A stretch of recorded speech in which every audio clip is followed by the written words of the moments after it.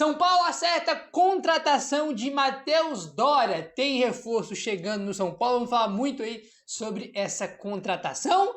Tem notícia boa aí sobre Lucas Caleri, já visando a estreia contra o Mirassol. Dia muito agitado no Tricolor. Vamos falar sobre isso e muito mais. Belezinha, meu parceiro? Vambora aí para mais um vídeo, ó.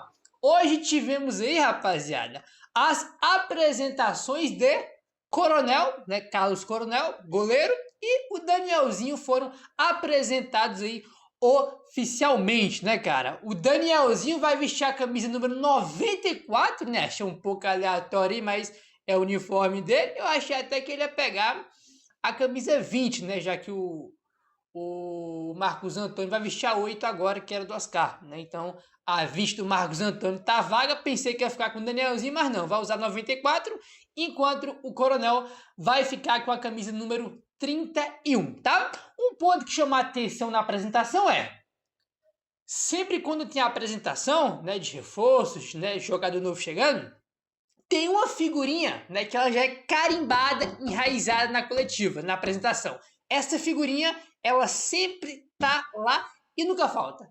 É ele, Júlio Casares. E hoje ele não tava, rapaz. Como é que pode um negócio desse? Toda contratação, toda apresentação, ele tá lá, né?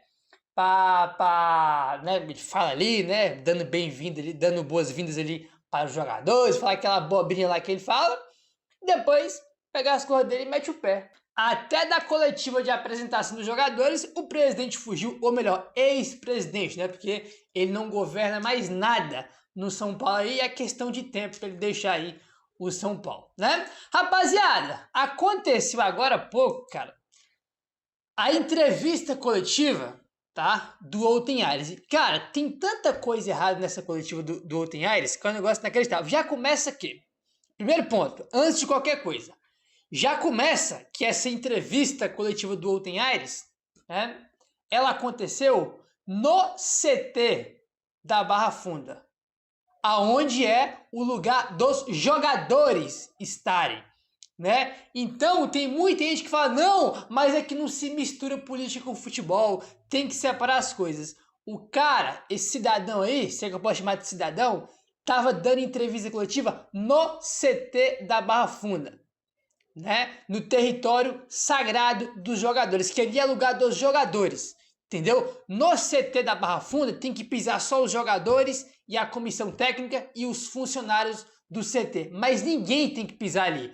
Ali não é lugar de presidente do conselho, ali não é lugar de conselheiro, entendeu? Uma piada de mau gosto colocar esse rapaz aí para dar entrevista no CT, entendeu? O Crespo falou no ano passado, né, que em 2026 era um ano de eleição e que não era, né, para poder interferir, né, misturar a política com o futebol, né? No dia 9 de janeiro, o presidente do conselho tá lá no CT, onde é o lugar dos jogadores, dando entrevista. Uma piada, tudo errado, tá? Tudo errado. Lá não é lugar de conselheiro, lá não é lugar de presidente de conselho. Lá não é lugar de politicagem. Politicagem vai ser no Morumbi, pra lá. CT da Barra Funda é dos jogadores e comissão técnica. Aí não devia, irmão, vocês não deviam nem passar nem perto, nem na frente do CT, que ali é dos jogadores. Inclusive, esse era um ponto que tinha que acontecer no São Paulo, que era blindar, né? Casares, Outen Aires, todo mundo, irmão, vocês se matam do Morumbi pra lá. Na Barra Funda é Crespo, jogadores e funcionários. Tinha que blindar. Blindado, ninguém entra mais aqui, entendeu? Tem que blindar, porque isso interfere evidentemente no campo, né? Aí o bonitão, né, do presidente do conselho estava no CT hoje dando entrevista, né? É uma piada de mau gosto, e a entrevista coletiva também foi uma piada de mau gosto. Eu não sei o que é pior, eu juro pra vocês, eu vou fazer uma pergunta aqui que eu quero saber a opinião de vocês. O que é pior? É se acovardar, se esconder, ou dar uma entrevista na maior cara de pau do mundo? Eu não sei o que é pior. Eu não sei o que é mais ridículo. Se é o cara se acovardar e sumir, né, como por exemplo o Casares faz, ou se é você aparecer e dar uma entrevista na maior cara de pau do mundo. Entendeu? Inclusive tem algumas pérolas na coletiva que é curioso. Eu já quero começar aqui com um ponto. Eu só vou ler um trechinho, tá? Para vocês verem o nível, tá, da entrevista desse rapaz. Para vocês verem o nível disso, tá? Ontem Aires afirmou que não faz parte da coalizão e que, por ser presidente do conselho, é uma figura que não participa da política, tá? Aí o Gabriel Sá questionou ele o porquê que em 2021, né, ele posava ao lado do Casares com a camisa da União Juntos pelo São Paulo, que era a chapa do Casares, né? Aí ele falou o seguinte, abre aspas, nós naquele momento vivíamos uma campanha política que buscávamos votos dentro do clube. Naquele momento, nós resolvemos nos unir em relação aos votos que estávamos buscando. É importante dizer que as eleições para presidente da diretoria e para o presidente do conselho correm de maneira autônoma. O presidente da diretoria tem uma eleição própria, fecha aspas. O cara teve a cara de pau de falar que ele não faz parte da coalizão, né? De que ele não faz parte aí, né, dos aliados do Casares. Ele falou isso.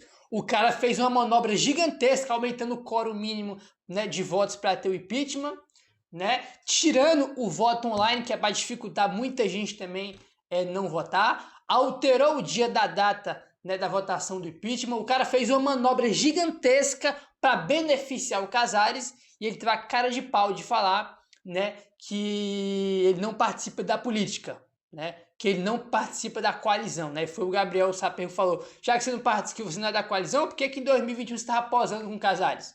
Tava junto lá com a mesma camisa, apoiando, né, cara, é ridículo. Aí, o que acontece, cara?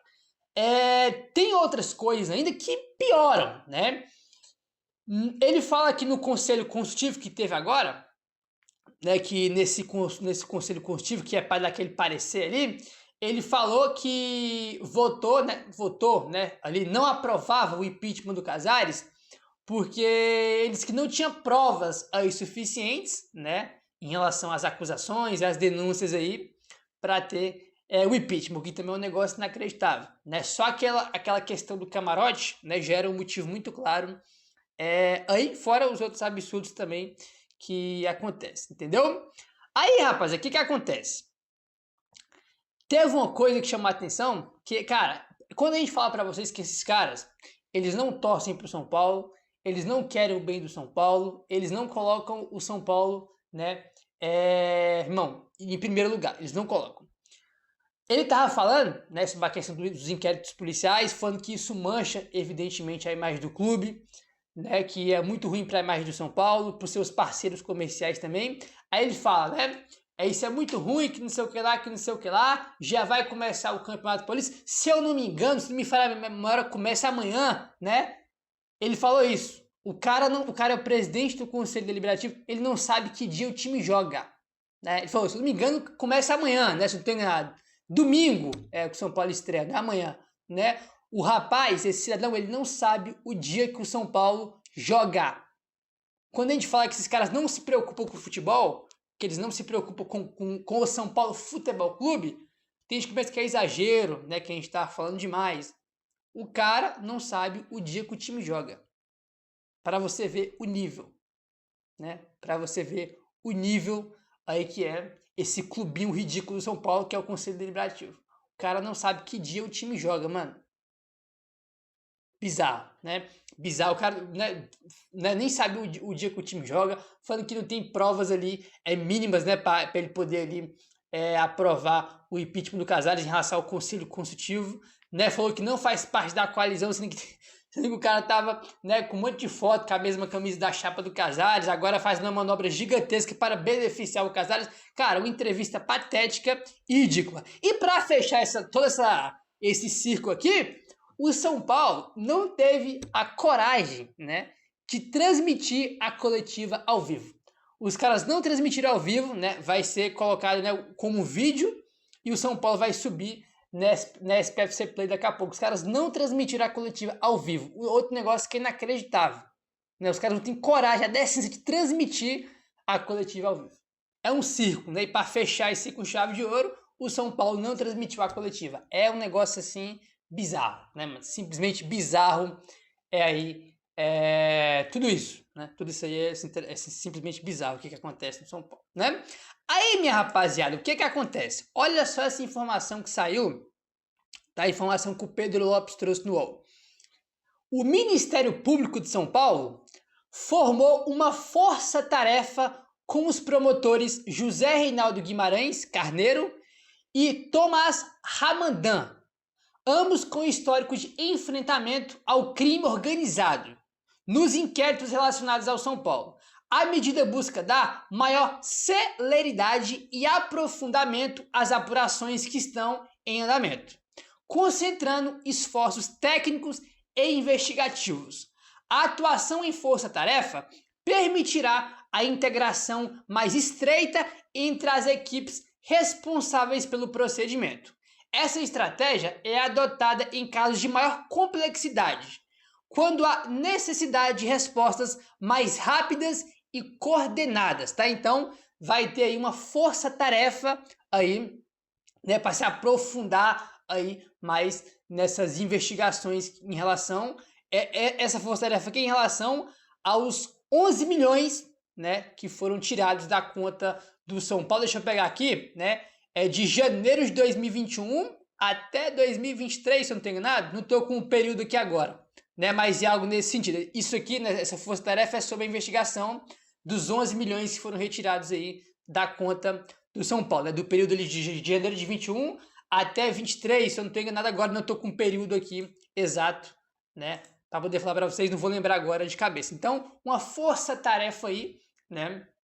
Para poder se aprofundar aí, né, cara? E conseguir acelerar um pouco esse processo de investigação em relação a esses 11 milhões que foram retirados aí da conta do São Paulo. E esses promotores, né, que vão participar dessa força-tarefa, são dois promotores que têm um histórico de enfrentamento ao crime organizado, né, como o UOL colocou na matéria, para vocês verem o nível que é o negócio, né, para vocês verem como o bagulho é doido, né, cara? Então, que a polícia, o Ministério Público aí, vá a profundo e investigue tudo que tem que investigar, e aquele negócio, quem for inocente é inocente, quem for culpado, irmão, tem que ser aí, é expulso, né, aí do quadro associativo do São Paulo, e cadeia é o ideal para quem for culpado, evidentemente. Para quem saber que é culpado não, tem que esperar aí as investigações, né, terminarem aí do Ministério Público, né, do Ministério Público aí.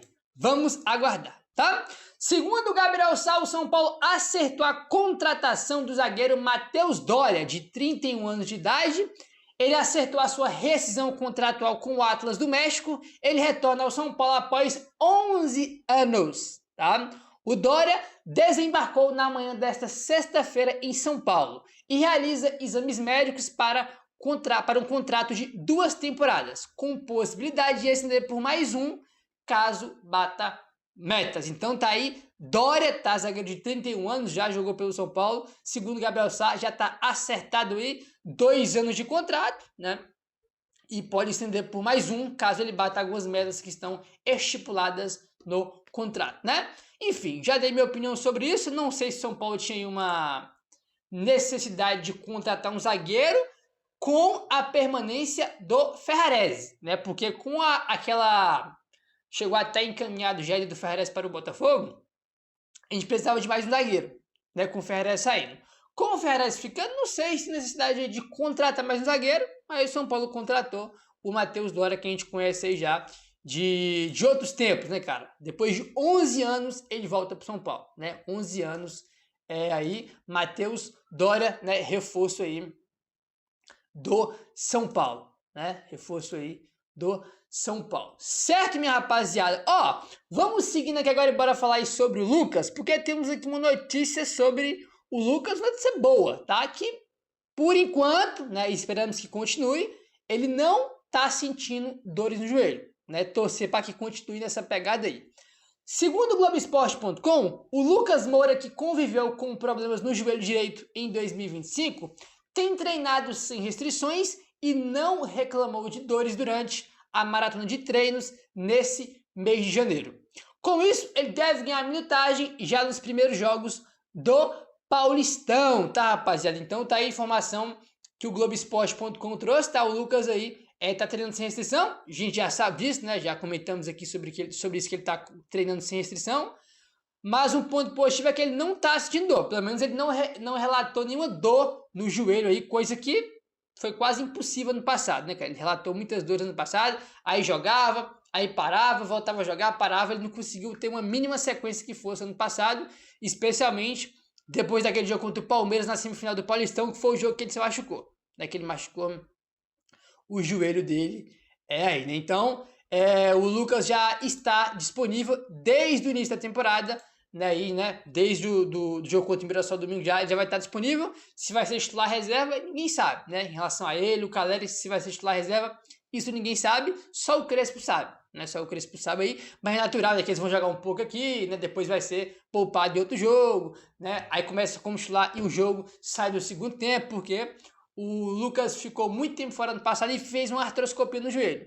Caleri fez uma cirurgia também no joelho, não vou lembrar agora qual foi a lesão do Caleri, né? Não sei se foi LCA, acho que foi do Caleri, né? Ficou muito tempo fora, cirurgia meses fora, então é natural ter um cuidado especial tanto com o Lucas quanto com o Caleri, né? Então é natural jogar um pouco aqui, um pouquinho ali, né? E evidentemente que isso demora até eles começarem a pegar aí ritmo de jogo e tá 100% fisicamente, né, cara, para poder entregar ali o seu melhor nível, tá bom? E sobre o Caleri, informação também do GE. Segundo os relatos, o Caleri está voando na pré-temporada. O atacante, que já havia voltado a treinar com bola em dezembro, deve voltar a atuar já no início do Paulistão, tá? Então tá aí, segundo o GE, o Caleri está voando, né? Então o Lucas não está sentindo mais dores no joelho. Até aqui, esperamos que permaneça dessa maneira. E o Caleri tá voando, né? O Caleri tá no estágio mais avançado porque ele tá treinando com bola desde dezembro, né? Desde o ano passado ele já tá treinando com bola, então é natural, né, dele estar no estágio mais avançado em relação ao Lucas, né? Meu parceiro, se inscreve no canal, deixa o like, valeu, tamo junto e saudações tricolores.